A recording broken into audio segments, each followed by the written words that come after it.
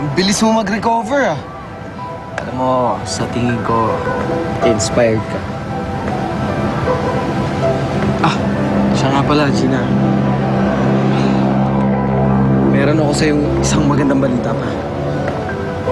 Alam mo, sa tingin ko ngayon, tapos na ang problema natin kay Apple. Kasi, hindi na siya tumatawag. Hindi na siya nagpupunta ng bahay ko. Sa tingin ko, hindi na tayo gugulin nun. Tapos na ang problema natin. Oh, Gina, ba't ang tahimik mo? Hindi na pa ako nagsasalita. Pasensya ka na, Jonathan, ha? Iniisip ko kasi si Ate Rachel.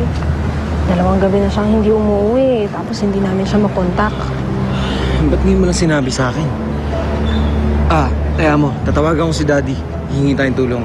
Sigurado ako hindi makakatanggil. Talaga, Jonathan? Sana nga matulugan tayo ng daddy mo. Thank you, ha? Oo naman. Siyempre, ikaw pa. Alam mo, pangako ko sa'yo, makikita mo kaagad yung ate mo. Talaga? Oo. Tara. Tandaan ka. Paano ka nakapasok dito? Ay, hinahanap ko yung anak ko si Rachel. Bodyguard ka ba ni Mayor? Walang tao dito. Ako lang nandito. Alam mo ba kung nasan si Rachel? Si Mayor nandito ba? Ako nga lang ang tao dito. Wala dito ang anak mo. Umalis ka na ng kusa kung ayaw mapilitan akong... Oo, alis na nga, alis na.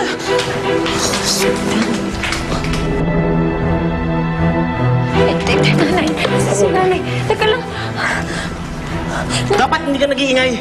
Wala dito, nanay mo. Umalis na. Hindi, sandali lang. Gusto ko makausap si nanay kahit sandali. Pumasok ka sa loob. Wala na nanay mo dito.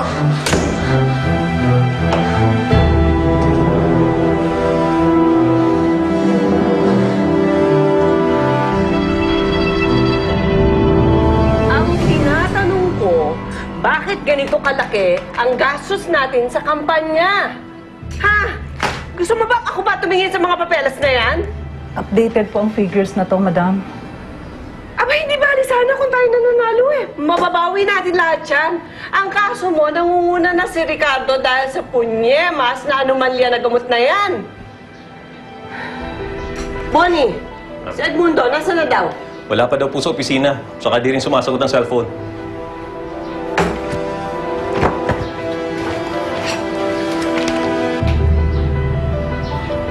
Teka muna. Ano to, ha?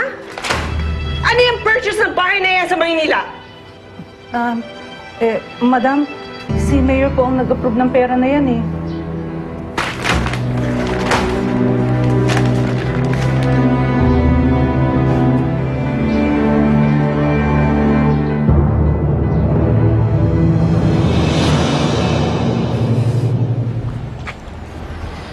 Levi.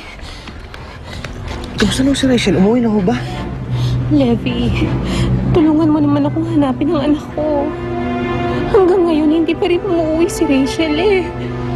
Baka mamaya kung ano nang masamang nangyari sa kanya. Sige na naman, Levi. Hanapin mo natin si Rachel. Nag-aalala na kasi ako eh.